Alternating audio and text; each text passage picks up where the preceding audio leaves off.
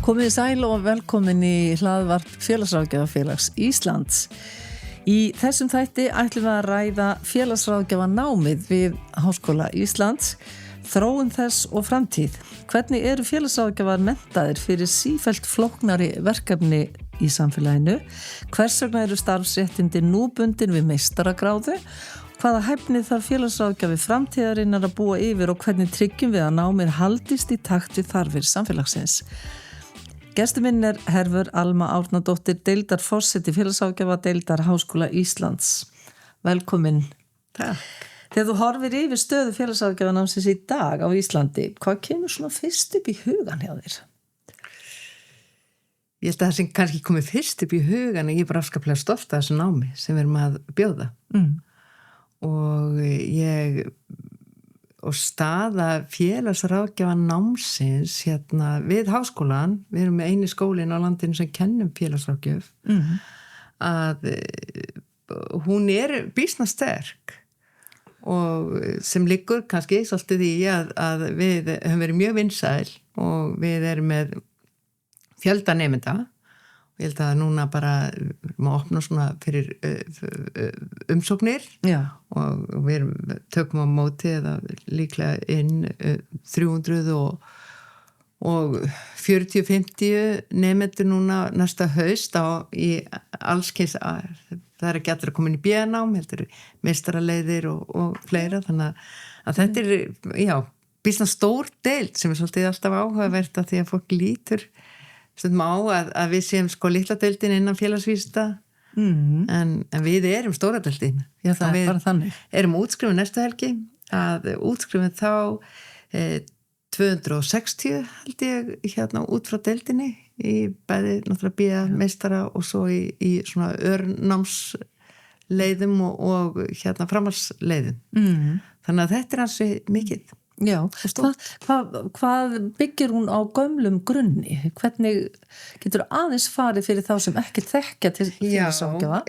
Við erum það bil 45 ára við Háskóla Íslands og fyrstu félagsráðgjafarnir útskrifast 1981, held ég sé fara rétt með. Og þá var náttúrulega námið öðruvísi, þá var námið aukagrein, þá tóku allir annarkvæmt félagsfræði, sálfræði eða uppeldisfræði og tóku svo félagsráðgjöf sem aukagrein. Já. Og þannig að við erum að verða hálfra aldar gömul sem er bara talsvert, en fyrir þann tíma þá mentuðu sig flestir félagsráðgjafar á Norðurlöndunum, fóru til Danmerkur, Noregs eða Svíþjóðar. Já.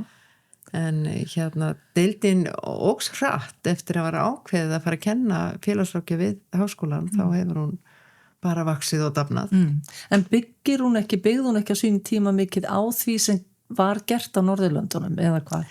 Jú, það var fyrirmyndin, voru Norðurlöndin og þeir sem komu fyrst inn, eins og Guðrún Jónsdóttir sem byrjar og sem nú er bara fallin frá. Og var fyrsti félagsráðgjafan í Íslandi og svo Sigrún Júlíusdóttir, þær báðar mentuðu sig á Norðurlöndum og komu náttúrulega með hefðir og annað þaðan. En alltaf hefur verið hort til ýmsa átta, verið hort til Kanada, verið og kannski Bandaríkjanna líka. Já. Þannig að því að félagsráðgjafar svo sóttu sér framhaldsmenntun til dæmis til Bandaríkjanna. Já. Að við erum svolítið samsöða kannski. Alþjóðlegt. Já, má eiginlega segja. En nú hefur þú að tala fjölgun nemenda á síðustu árum og hvað er það að segja okkur fæið, þessi mikli áhugi?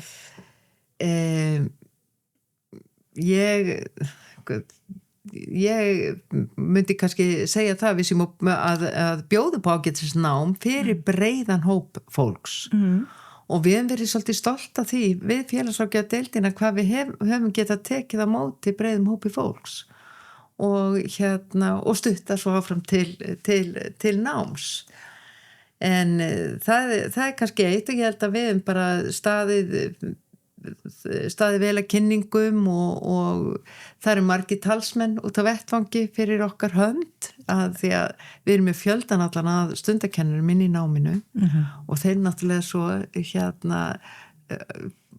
eru talsmenn okkar út á vettvangi og ná til stórshóp síðan það til dæmis geti verið svo reynum við bara að vera duglega við allskins kynningamál og annað sem skiptir miklu máli að því að það náttúrulega og ég er kannski sérstaklega stolt af þessu hvað við erum að ná stórum hópi af ungum krökkum inn í BA-námið okkar af því að inn í framhaldsskólanum ekki kennd félagsráðgjöf. Nei.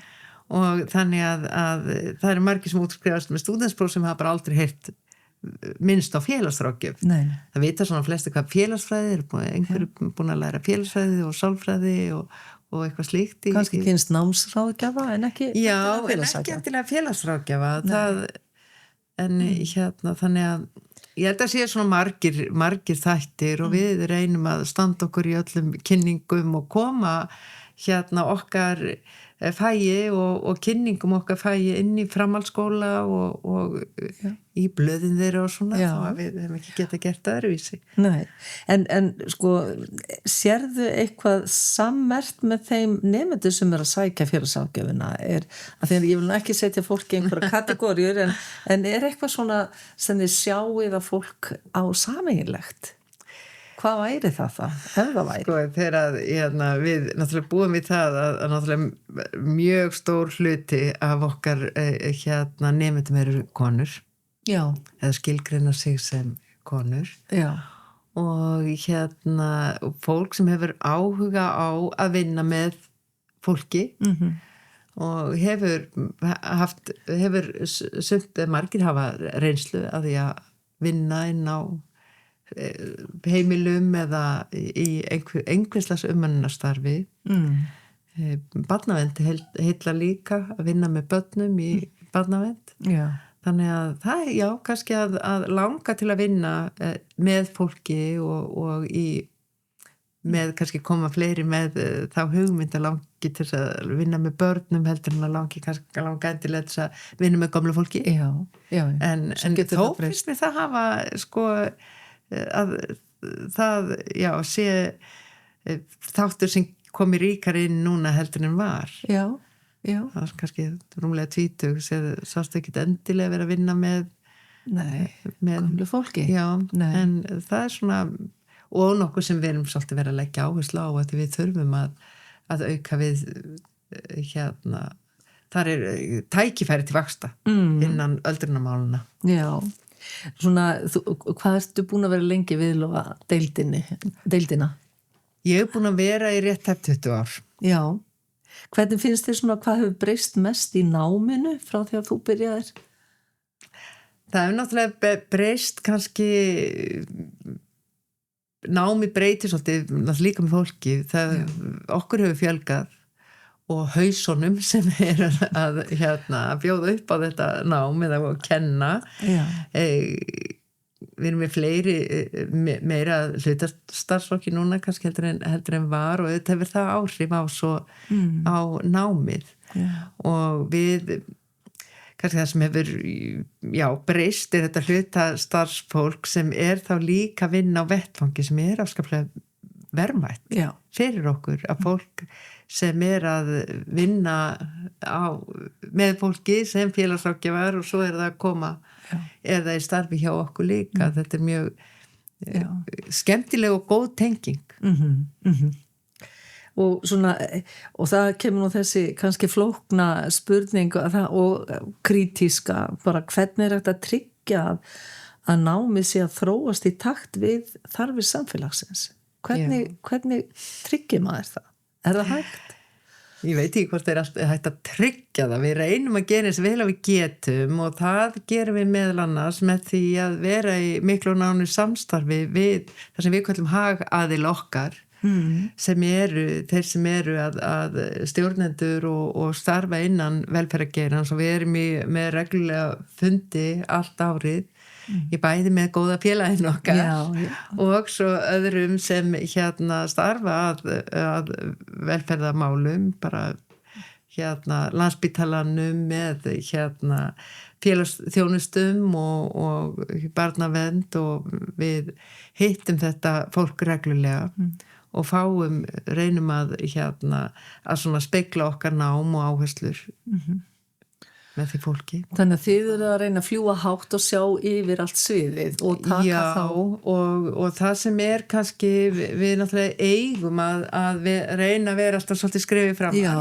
og það svona löngun okkar alltaf að vera þar en svo erum við háskóli og til þess að vera háskóli þá þurfum við að gera ákveðna hluti, það svona ákveðin áhersla á svona fræðilega þekkingu og annars slíkt sem við auðvitað á að vera svona umlíkja námið okkar og svo þetta praktíska þannig að þetta alltaf svona þetta svolítið jafnvægislist að vera með hvort tveggja.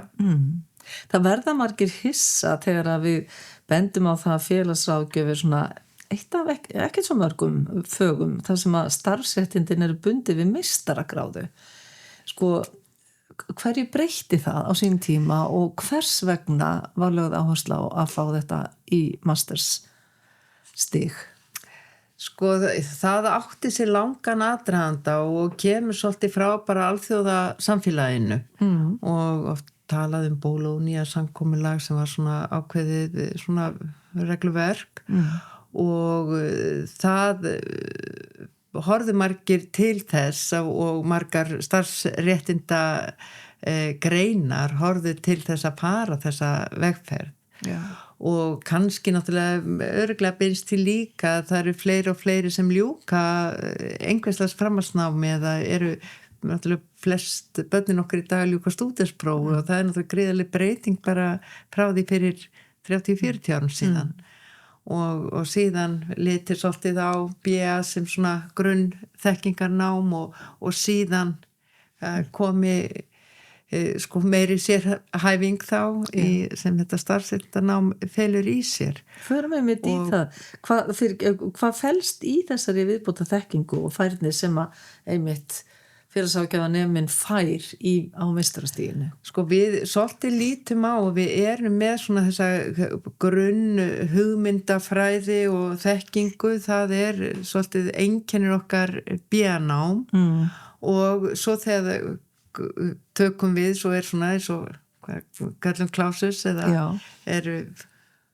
kemst bara ákveð hluti yfir á meistarastig og við erum núna að taka 40 nemendur þangað inn og þá erum við meira að einbytta okkur að svona handbrögðum að hvernig svona þessu verklega og auðvitað líka alltaf þessi hugmyndafræðilega nálgun og þessi þekking þannig undir en þau eiga svolítið að vera komin með það í bakpokan og þannig að við erum eins og kannski tengist meira þá svona klíniskum vinnubrögðum og en sko þessi íslenska leið hún ekki alveg svo sama eins og þekkist á hinum Norðurlöndunum að hvaða leyti hún frábrugðin og af hverju ekki allir með þetta í meistaranámi?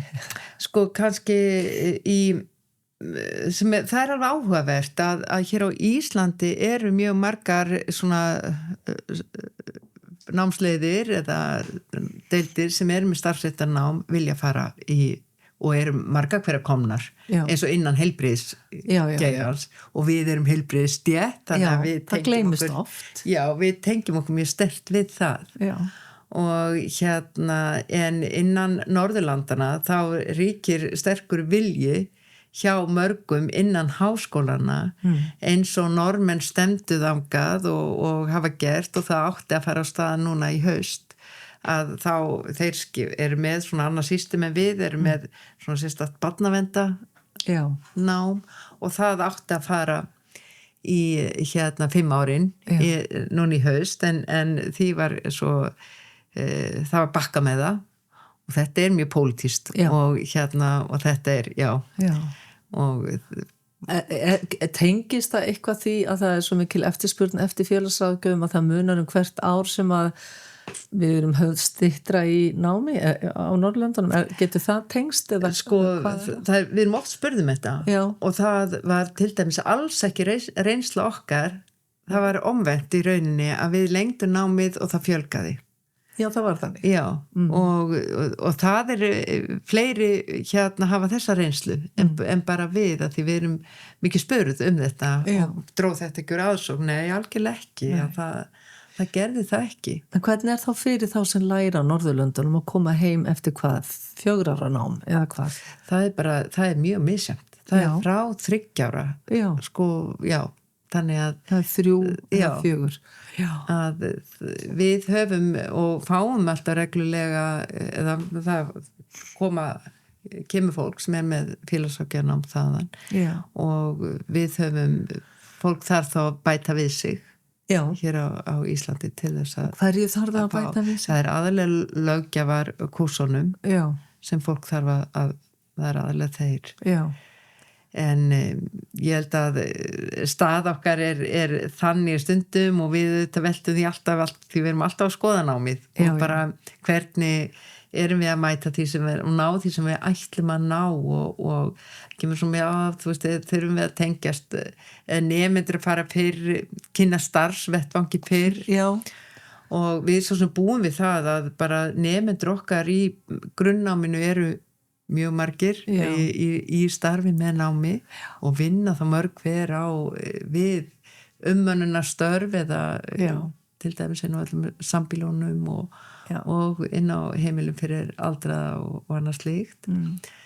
En hvort að þannig ég held að mörg hver séu nálagt starfsvettvangi en allavega á meðan við erum svona, við höfum viljað halda þeirri stefnu út ef við tökum á móti öllum þeim nemum sem uppfylla eða klára stúdentspróf og það er svona ákveðnir þættir sem þau þurfa að hafa lokið þar við tökum þá og bjóða velkomin inn í félagsráðgjafarnámið líka við hefum séð alveg fólk vex svo á þessum árum og þó að fólk sé ekki alveg brilljant þarna þegar útskrifa sig með stúdentspróf og kemur í eitthvað sem virkilega brennur fyrir og langar að þá alltaf sér maður einhvern vaksa ótrúlega og við vilja bjóða upp á þetta tækifæri fyrir öll, ekki vera með inntökupróf eins og margir eru með eins og sérstaklega á heilbrigðisvistasviði og taka bara ákveði fjölda strax á fyrsta ári. Við höfum vilja bjóða velkomin inn í okkar grunnnám en svo bara ráðum við ekki við að taka fleiri inn á meistara. Nei, þannig að þar þið með 40, þar eiginlega að byrjað að sikta út þá. Já, og bara þar bara þröskuldur, bara mannafli hjá okkur, aðstæður til að kenna, því þau farin að kenna á annan hátt að við viljum helst ekki þurfa að sitja í bíósætum og læra hvernig félagsráðgjafi vinnur, við þurfum að hafa pláss og við þurfum að geta boðið upp á það og við þurfum að geta skipt nemendum upp í minni hópa og haft kennara þá til að kenna líka. Kæmi til greina að fara til annara háskóla eins og Akureyrar eða Reykjavíkur og biðja þá að hjálpa ykkur með mastersnema?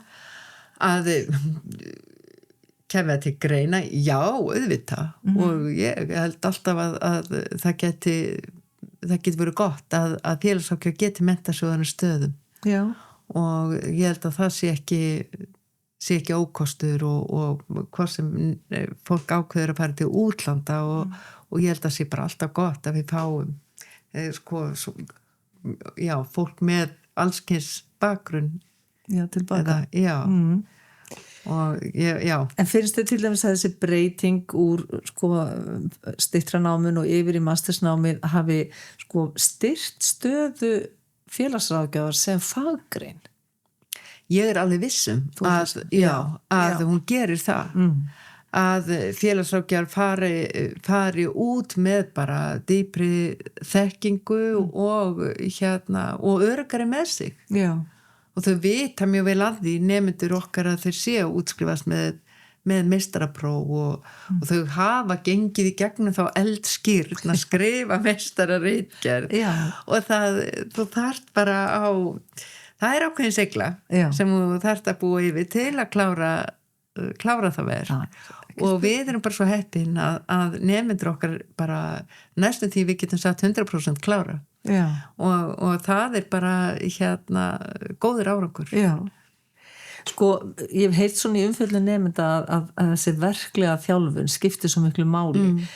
Sko, þú nú aðeins komið inn á það, en hvað er það mikilvægasta við verklega námið sem að þínu mati? Hvað er það handleiðslan frá mentornum eða hvað er það? Hvað er það langt og ef þú færir aðeins í verklega námið? Já, má ég aðeins segja kannski að því að við erum með bara, eins og ég sagði á námið okkar þetta á starfsréttinda nám að nemendur það er einhver fræðileg þekking en svo eru það alltaf í svona verklegum tímum hjá kennara og það verður alltaf bara smá svona plat, svona hermi kennsla en svo erum við nýbúin eða fyrir hvað ætla sig ekki orðið 3 ára sem heitir í félagsráðgjöf háskólanema sem alveg frábær viðbót og þetta ráðgjöf sem nemendur okkar á 4. og 5. ári eða í starfsréttinda náminu veita öðrum háskólanemum og fjölskyldum þeirra og þetta núna orðið hluti af þeirra námi þannig að maður segja sko þetta svolítið stig af stigi byrja svolítið hjá okkur í tímum þar sem við erum svona setja okkur í hlutverk og herma eftir einhverjum aðstæðum sem bara áhugavert og reyna einhvern veginn að blása lífi í þessar sko hugmyndafræði og kenningar sem við erum að reyna að fylgja og síðan það næsta skref að fá alvöru fólk til þín inn í ráðgjöfinni í félagsráðgjöf háskólanema og síðan það starfsþjálfunin þannig að mér þetta svona ákveðin tröppugangur sem ég held að hann hafi gefið okkur mikið og nemendur eru mjög ánægði með þetta þennan svona þessa þróun og bara starfsþjálfun náttúrulega bara ótrúlega verðmætt fyrir nemendur okkar að fara og koma, þetta alveg alvöru að koma sem nemi og þeim svolítið þau fá svona með kalla logbók þar sem eiga að fá svona stigvaxandi verkefni, byrja að vera í viðtölum með kannski þeim sem þeir eru hjá og síðan að spreita sig að lokum einir og svona geta verið sjálfstæðir auðvitað það bara gríðarlega mikilvægt og náttúrulega handleysla svo alltaf undir handleyslu starfsþjálfunar kennara og við höfum lagt áherslu á það að hver nemandi það alltaf maður og mann við erum ekki að senda 20 nemendur og svo svona einhverjir sem taka við þeim við teljum það rosalega mikilvægt og það bara þessi persónulegu þroski og allt sem félagsráðgjafar þurfa bara að koma í gegnum og þá skiptir þetta máli að þú sért með þinn kennara á staðnum. Þannig að það kannski svolítið svoleiðis sem þið undirbúið nefndu fyrir svona krefjandi samtöl og flóknar aðstæður. Meðal annars. Já. Hvað heyrist þér þau segja komið þeim mest á óvart þegar þau eru svona komin á stað á vettvangin? Hvað það sem nemendur? Sko, ég svo heppin að ég fæ alltaf að kenna 15 árs nemendum þegar þau koma úr sinni löngu starfsþjálfun þá fæ ég að vera með þeim hann í vikuna eftir og þetta eina spurningunum sem ég spyr alltaf og það kan vera óvart og það gaman að segja frá því að ég held ég geti sagt að það veri 100% ánægja nemenda með sína starfsþjálfun þau voru bara sem þau yfirleitt eru bara megnið að nemendum mjög ánægt með sína starfsþjálfun og mér svolítið gaman sem einn saði fyrir 1 eða 2 árum síðan þegar hún kom tilbaka og bara hún lærði svo margt og svo var hún svo hissa yfir í hvað hún gat nýtt mikið námið og sagði, og meiri sér þetta leiðilega hvað var þetta leiðilega? Ég gat nýtt það ég misti af því að spyrja eftir því en það var sko meiri sér það sem henni fannst það leiðilega hún gat nýtt það og þannig að og þau fá eitthvað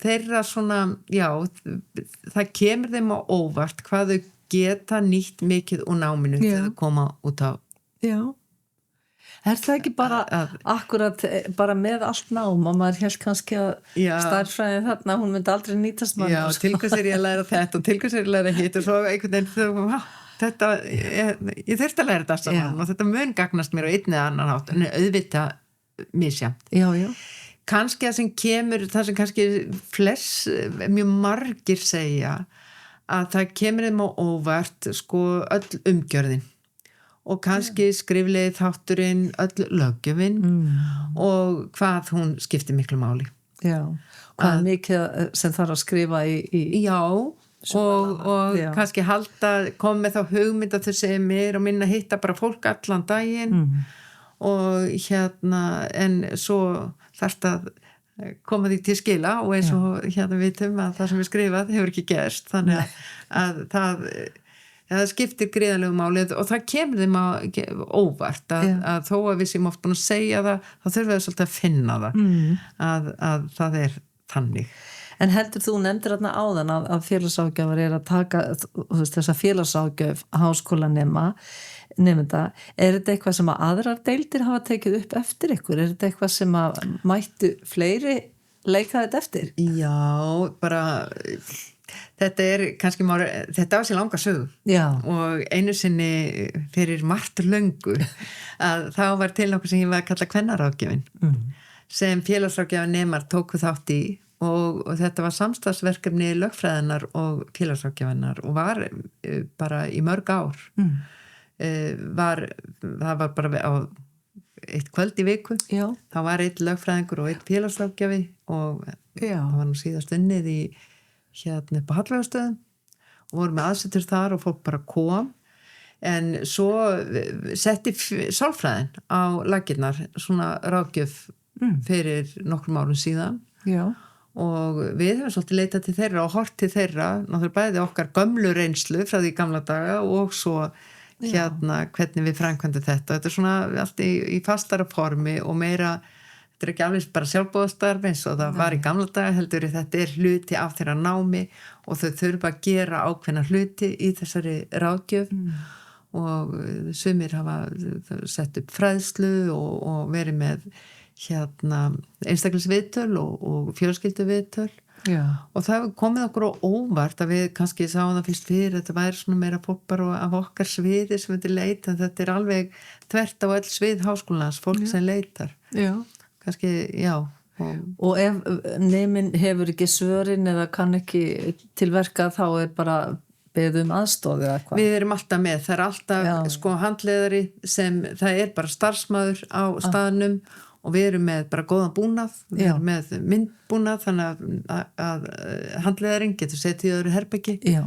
Og þannig að það er alveg fylgst með nefndanum að hann er ekki bara settur út á verkina. Nei, og fundir svo eftir og þetta er líka tækifæri til að nemar geta hort á aðra nema. Já. Taka viðtöl og síðan og lerta öðrum sem er svo mikils virði að gera. Það er stundum stressandi. Þetta er rosa stressandi og en ég bara, þau eru mjög ánægð með þetta. Já.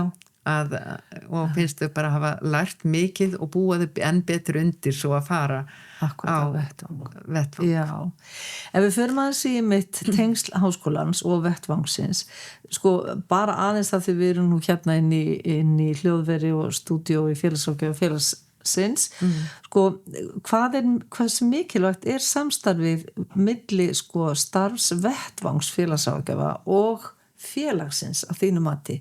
Hvað þarf vettvangurinn að eiga mikinn aðgang að félaginu? Hefur skoðun á því?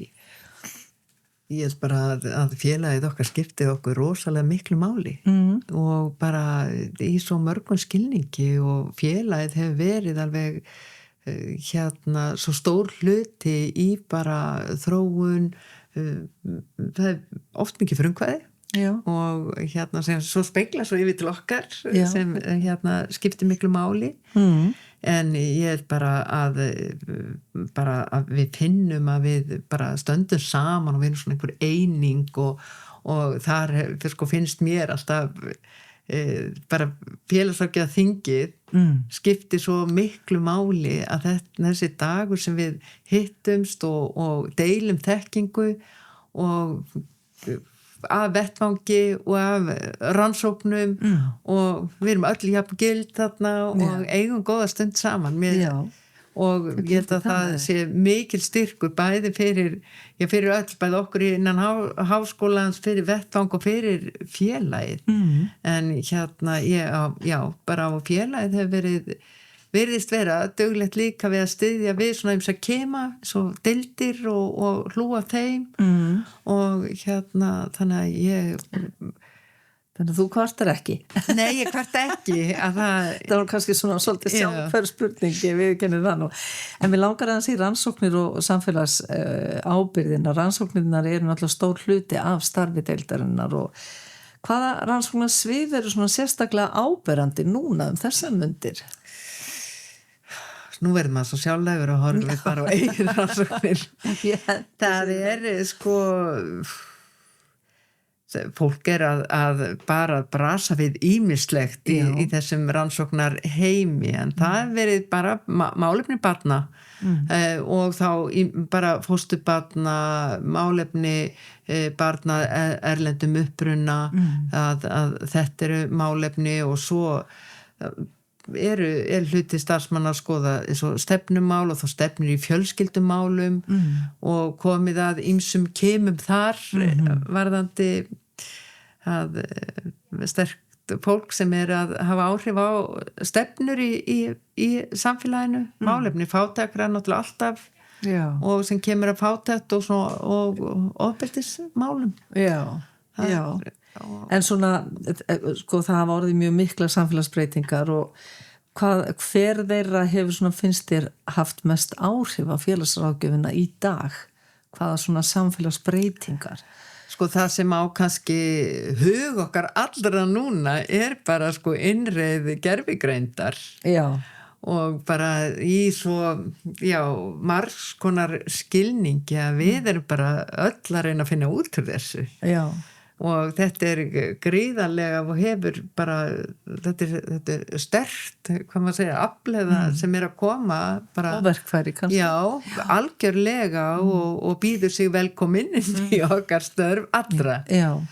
Og bara að við, og ég veit ekki, maður getur náttúrulega aldrei kannski sagt að þetta þessi ár við hinn, þetta bara svona svo lækur sem streymir. Já. En við samt að reyna að ná einhverjum tökum á því og reyna að finna út úr að gervigreind getur ekki alveg stjórnað okkur en hún frábært stuðnistæki á svo margan hátt að ég held að þetta, tæknin kannski akkurat. Tæknin hefur gríðarlega áhrif á okkar störf og okkar nám og hvernig við gerum hluti. En þessi fókus kannski að taka athyglina af einhverju sem við ættum aldrei að missa sjónar af? Já og nei, ég veit ekki. Það svona, þetta erfitt að svara en ég náttúrulega við leggjum félagsráðgjafar mikið upp úr sko samskiptum. Já.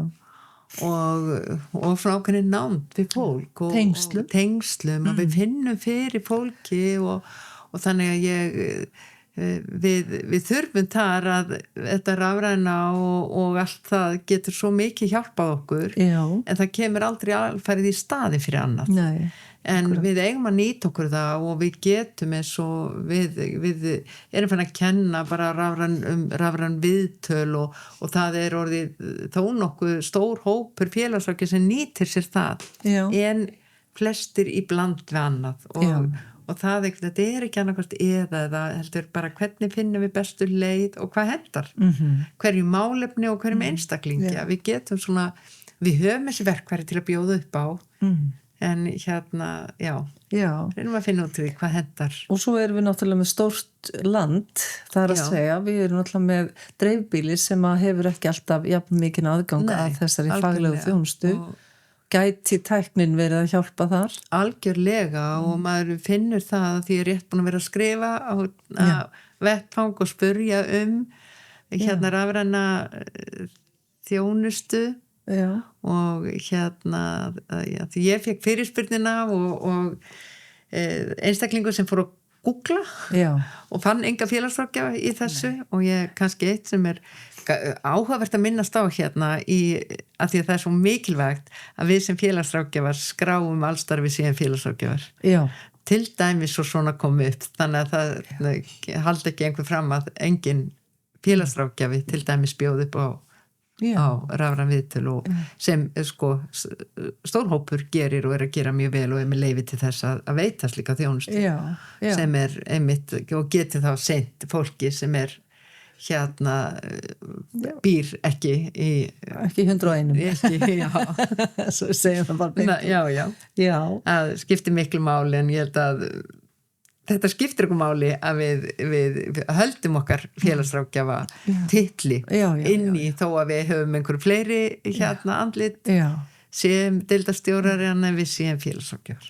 Það nú máli því að árið 2026 séum við enn spurðaði hvort við séum félagsfræðingar. Já.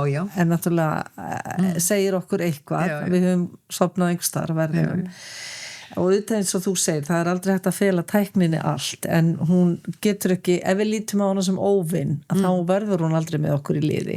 Nei, en hún náttúrulega bara ótrúlega hjálpsum og styðjandi við svo margt. En við kunnum að nota hana. Já, við kunnum og finnum okkur leið af því að við þurfum svo að anda saman líka. Já, við þurfum að gera það. Og ég beini framhald að því bara, hvernig sérðu menntun félagsráðgjafa þróast? Já, segjum bara, getum við farið því á næstu 10 ár eða eigum við bara að halda okkur næstu 5 ár? 5 ár ótrúlega stuttur tími. Það. Af því að sá hópur sem við erum að taka inn bara núna vonandi í næstu viku, hann útskrifast bara eftir 5 ár. Þannig að það nú eins gott að við séum að bjóða upp á eitthvað sem bitarstælt. Segðu. Þau ár. Þannig að við erum við rétt búin að vera að skoða og spyrja okkur þessa spurninga, hvar viljum við vera og hvað þurfum við að geta? Og það alltaf erfitt að spá en við sjáum samt ákveðnar reyfingar og annars slíkt sem við þurfum að geta spáð í af því að það stórt kerfi að vera innan háskóla og við breytum einhver á einni nóttu. Nei, þetta tekur allt og við erum snúa bara, og sumir myndir segja við erum alltaf að breyta en við þurfum, það bara hluti að þessu að vera með stóra deild og mæta fólki að við erum bara á þessari hægu siglingu og ég held að það bara félagsráðgjafi framtíðar þarf að vera eins og kannski við höfum alltaf þurft vera læs á samskipti og tengsl manna kunna að vinna með tengsl og horfa til þeirra í allri sinni vinnu. Hann þarf að vera mjög tæknilæs og tæknifær. Það bara þannig að við búum bara í þeim heimi núna að við þurfum og það svo margt sem við getum nýtt okkur þegar úr tækninni og bara svo finnum að bara öll okkar veröld og við erum stundum að stimpast á móti, við þurfum að bara lög og reglur, við þurfum að vera meðvituð þau og við erum alltaf að vinna út frá einhverjum lögum og reglum og stofnanastruktúr. Þannig að við þurfum að vera vel með á nótum hvað þetta þróun í öllum þessum málum.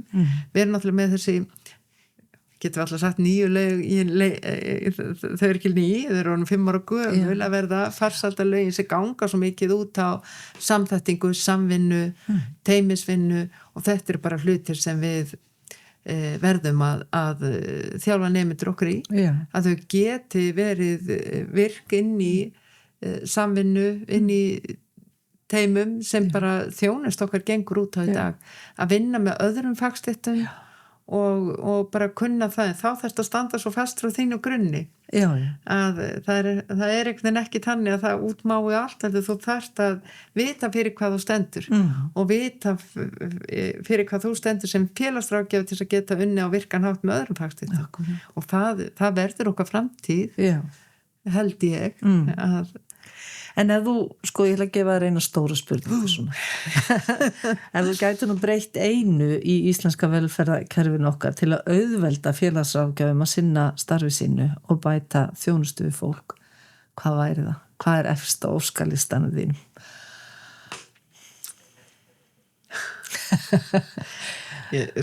Nú þarf ég kannski að tala með inn í spurninguna, fyrsta sem kæmi upp í huga minni tími. Já.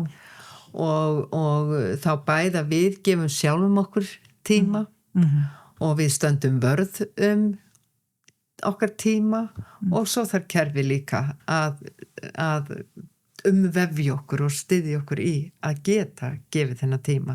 Því það alveg sama held ég hvort að við hittum fólk auglítis til auglítis eða að hverju við erum að vinna, það þarf tíma og við ef við ætlum að ná árangri og ná einhverju dýpt þá bara þarf það tíma. Tengsl taka tíma. Já. Og já. En svona hvað að lokum, ef þú veit út bjart sína eðlisfari, en svona hvað gerir þið bjart sína fyrir hönd stéttarinnar? Hvað sérðu þróun sem að þú sérð einhvern veginn að verði lyftistöng fyrir félagsráðgjöf? Sko það sem gerir mig bjart sína að ég heyri oftar nefnt bara svona að það þurfi félagsráðgjafa og það gerir mig ótrúlega glaða. Já.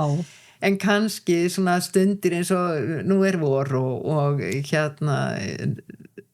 stundir eins og þegar ég heiti nemendur þau koma á starfstöðum og mér finnst þau svo frábær. Já. Og maður horfir bara á fulla skólastofu þeir bara tilbúin. Já. Þeir bara ótrúlega flott og þeir bara tilbúin til að fara og svo þurfum við bara eins og við að halda áfram að þróa námið okkar þá þurfa þau að vera tilbúin til að þróa sig áfram og taka þátt í símenntun og endurmenntun og allir því og það bara orðið veruleikinn okkar í allra í dag að við erum bara ekki búin og bara þurfum aldrei framar og við viljum það ekki. Nei. En ég held að það gerir mig ótrúlega glaða að sjá og ég veit að núna á laugardaginn að það bara mögnuð stund að útskrifa nemendur. Það hlýtur að vera það. Það alveg magnað. Já. Og þau eru svo bara, já. En hvað ráð myndirðu gefa einhverjum sem að velta fyrir sér að fara í félagsráðgjöf? Hvað þarf maður að hafa og hvað þarf maður að láta af? Maður þarf að vera tilbúin til að vera með fólki. Já. Ég held að það sé náttúrulega bara alveg frumskilyrði að þú þarft að treysta þér og vilja vera með fólki. Já. Og vinna með fólki. Já. Í allskyns aðstæðum og kannski svona fyrsti grunnurinn. Svo náttúrulega þurfum við líka félagsráðgjafa sem vilja vinna stefnum og allskyns öðrum þáttum en svona grunnurinn að við þurfum að kunna hlusta á fólk og vilja hlusta á fólk, vilja heyra hvað fólk hefur að segja því að þaðan kemur okkar þannig spretta hugmyndir og bara leiðbeiningar til okkar hvað fólk þarf og vill. Já, þetta eru fín lokaorð og bara mér langar að þakka þér innilega fyrir komuna og mér finnst nú ljóst að félagsráðgjafar fagi stöðugri þróun, þú er búin að sýna mér og sanna það, bæði hvað var það rannsóknir og menntun og fagmennsku og þessi mannlegu tengsl sem þurfa að fara saman. Það verður spennandi að fylgjast með næstu skrefum í menntun félagsráðgjafa og þróun fagsins á komandi árum. Og við ykkur vil ég segja bara takk fyrir að horfa og hlusta og það er alltaf eitthvað spennandi að gerast í félagsráðgjafa hlaðvarpinu. Takk fyrir. Takk.